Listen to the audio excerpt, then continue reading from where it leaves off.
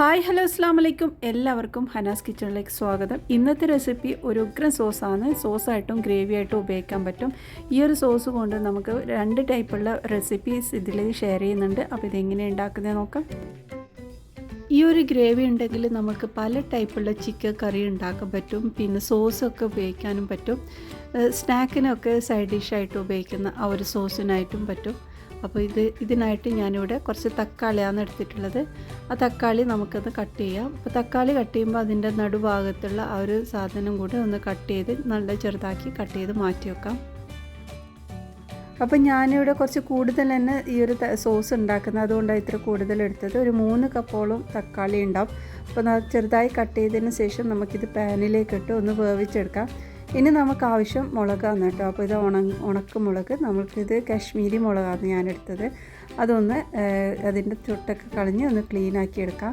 ഇതൊരു 15 പീസോളം ഉണ്ട്. അതൊന്ന് ക്ലീനാക്കിയിട്ട് നമുക്ക് ഈ ഒരു പാനിലേക്ക് ഇട്ട് കൊടുക്കാം. ഇനി ഇത് അടച്ച് വെച്ചിട്ട് തന്നെ വേവിച്ചെടുക്കാം. അപ്പോൾ നമുക്കിതിൽ വെള്ളം ഒഴിക്കേണ്ട ആവശ്യമില്ല. തക്കാളിയിൽ തന്നെ വെള്ളം ഉണ്ടാവും. ആ വെള്ളം വറ്റുന്നത് വരെ നമുക്കിത് വേവിച്ചെടുത്താൽ മതി. അപ്പോൾ ഇതൊന്ന് ജസ്റ്റ് ഒന്ന് ഇളക്കിയെടുത്തതിന് ശേഷം അടച്ച് വെച്ച് വേവിച്ചെടുക്കാം. അപ്പോൾ ഇതാ തക്കാളിയും മുളകൊക്കെ നന്നായിട്ട് വെന്ത് വന്നിട്ടുണ്ട്. ഇതുപോലെ ഒന്ന് ഉടക്കുന്ന സമയത്ത് നല്ല രീതിയിൽ ഉടഞ്ഞ് കിട്ടുന്ന അത്രയാണ് വേവിച്ചെടുക്കേണ്ടത്. അപ്പോൾ ഇത് റെഡി ആയിട്ടുണ്ട്. ഇനി ഇത് ഫ്ലെയിം ഓഫാക്കി നമുക്ക് ചൂടാറാൻ വെക്കാം. ചൂടാറിയതിന് ശേഷം നമ്മുടെ മിക്സിയുടെ ജാറിലേക്ക് ഇട്ട് നന്നായിട്ടൊന്ന് അരച്ചെടുത്തേക്കാം. ഇനി ഒരു പാനിലേക്ക് കുറച്ച് ഓയിൽ ഒഴിച്ച് കൊടുത്തിട്ടുണ്ട്. അപ്പോൾ 3 ടേബിൾ സ്പൂണോളം സൺഫ്ലവർ ഓയിലാണ് എടുത്തത്. ഇതിലേക്ക് 2 ടേബിൾ സ്പൂൺ വെളുത്തുള്ളി ചെറുതാക്കി കട്ട് ചെയ്ത് ചേർത്ത് കൊടുത്ത് പിന്നെ ഇതാ ഒരു സവാള ചേർത്തിട്ടുണ്ട്. സവാളയും വെളുത്തുള്ളിയും നല്ല ചെറുതാക്കിയിട്ട് വേണം കട്ട് ചെയ്യാൻ. അപ്പോൾ മീഡിയം സൈസിലുള്ള ഒരു സവാളയാണ് എടുത്തിട്ടുള്ളത്. അതൊന്ന് ജസ്റ്റ് ഒന്ന് വാടി വരുന്ന സമയത്ത് നമുക്ക് അരച്ച് വെച്ച ഈ ഒരു പേസ്റ്റും കൂടി ഇതിലേക്ക് ചേർത്ത് കൊടുക്കാം. ഇതിനെല്ലാം കൂടി നന്നായിട്ടൊന്ന് ഇളക്കിയെടുക്കാം.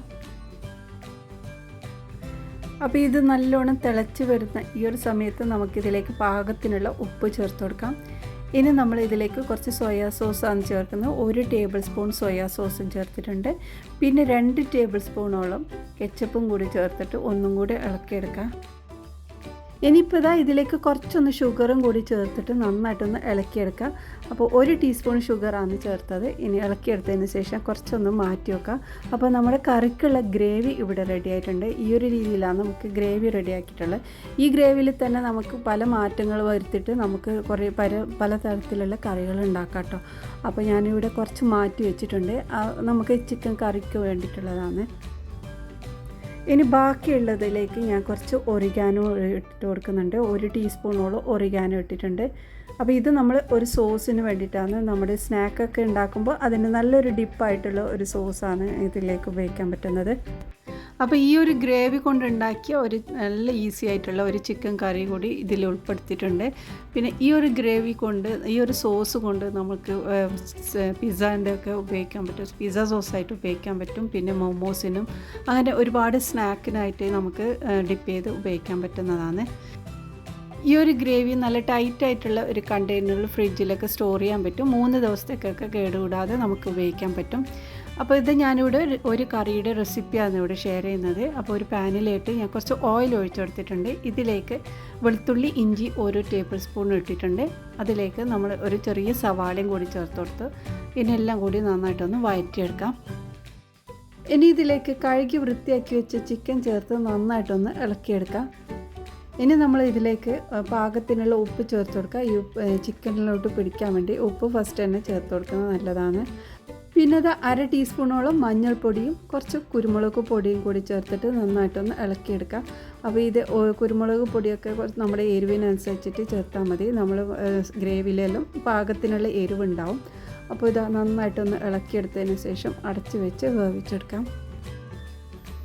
അപ്പോൾ സംഭവം ഇത് ഈസിയാണ്. നമ്മൾക്ക് ഇതുപോലെയുള്ള ഒരു ഗ്രേവി ഉണ്ടെങ്കിൽ ബിസി ആയിട്ടുള്ള ഒരു ദിവസം നമുക്ക് ഇതുപോലെ പെട്ടെന്ന് ഉണ്ടാക്കാൻ പറ്റും. രാവിലെയൊക്കെ കുട്ടികൾ സ്കൂളിൽ പോകുന്ന സമയത്ത് പെട്ടെന്ന് ഈ ഒരു രീതിയിലൊക്കെ തയ്യാറാക്കാൻ പറ്റും. അപ്പോൾ ഇതുപോലെ ഒരു 1/4 ഭാഗം വെന്തതിന് ശേഷം നമുക്കിതിലേക്ക് നമ്മുടെ ഗ്രേവി ഇതിലേക്ക് ഒഴിച്ചു കൊടുക്കാം. അപ്പോൾ ഞാൻ എടുത്ത് വെച്ച ഫുള്ളായിട്ട് ഒഴിച്ചിട്ടില്ല കേട്ടോ. കുറച്ച് ഭാഗം ഒരു അരക്കപ്പോളം ഞാൻ ഇതിലേക്ക് ഒഴിച്ചിട്ടുണ്ട്. ഈ ഒരു കയ്യിൽ 2 പ്രാവശ്യം ഇട്ടതാണ് കേട്ടോ. അപ്പോൾ അതുകൊണ്ട് നന്നായിട്ട് ഇതുപോലെ ഇളക്കിയെടുത്തത്. ഇനി ഇത് അടച്ച് വെച്ചിട്ട് തന്നെ വേവിച്ചെടുക്കണം. അപ്പോൾ ഇതാ നമ്മുടെ ചിക്കൻ ഏകദേശം വെന്തിട്ടുണ്ട്. ഈ ഒരു സമയത്ത് ഞാനിത് തുറന്നിട്ട് ഇതിലേക്ക് കുറച്ചും കൂടെ ഒരു മസാലയൊക്കെ ഇട്ട് കൊടുക്കുന്നുണ്ട്. അപ്പോൾ നമുക്കിപ്പോൾ ഗ്രേവിയോട് കൂടിയിട്ടാണ് വേണ്ടതെങ്കിൽ അങ്ങനെ ഉണ്ടാക്കാം കേട്ടോ. അപ്പോൾ ഇത് ഞാൻ കുറച്ചൊന്ന് വറ്റിച്ച പോലെയാണ് ഉണ്ടാക്കുന്നത്. അപ്പോൾ ഞാൻ ആ ഒരു സമയത്ത് ഇതിലേക്ക് 1 ടീസ്പൂൺ പെരുംജീരകം പൊടിച്ചതാണ് അത് ഇട്ട് കൊടുത്തിട്ടുണ്ട്. ഇനി കുറച്ച് ഗരം മസാലയും കൂടി ചേർത്ത് കൊടുക്കുക. അപ്പോൾ ഇത് വീട്ടിൽ പൊടിച്ചെടുത്ത ഗരം മസാല അതും കൂടി 1 ടീസ്പൂൺ ഇട്ടിട്ടുണ്ട്. ഇതിനെല്ലാം കൂടി നന്നായിട്ടൊന്ന് ഇളക്കിയെടുക്കാം. അപ്പോൾ ഇതൊന്നും കൂടെ ഇളക്കിയെടുത്തതിന് ശേഷം അടച്ച് വെച്ച് വേവിച്ചെടുക്കുക. അപ്പോൾ ഇതാ ഇപ്പോൾ നമ്മുടെ ചിക്കൻ റെഡി ആയിട്ടുണ്ട്. നല്ല പാകത്തിന് വെന്തിട്ടുണ്ട്. ഈ ഒരു സമയത്ത് കുറച്ച് മല്ലിയിലയും കൂടി ഒന്ന് വിതറി കൊടുക്കുക. അപ്പോൾ ഇതാ നമ്മുടെ കറി ഇവിടെ റെഡി ആയിട്ടുണ്ട്. അപ്പോൾ ഇവിടെ ഞാൻ കുറച്ച് വറ്റിച്ച പോലെയാണ് ഉണ്ടാക്കിയിട്ടുള്ളത്. നമുക്ക് പൊറോട്ടയുടെ കൂടിയും ചപ്പാത്തി പത്തിരിയുടെ എല്ലാത്തിൻ്റെ കൂടി പറ്റിയൊരു കോമ്പിനേഷനാണ്. ഈ ഒരു രീതിയിൽ ട്രൈ ചെയ്ത് നോക്ക്. അപ്പോൾ അത്രയേ ഉള്ളൂ ഇന്നത്തെ വീഡിയോ. ഇനി അടുത്ത നല്ല റെസിപ്പിയുമായി വീണ്ടും വരാം. ബായ്.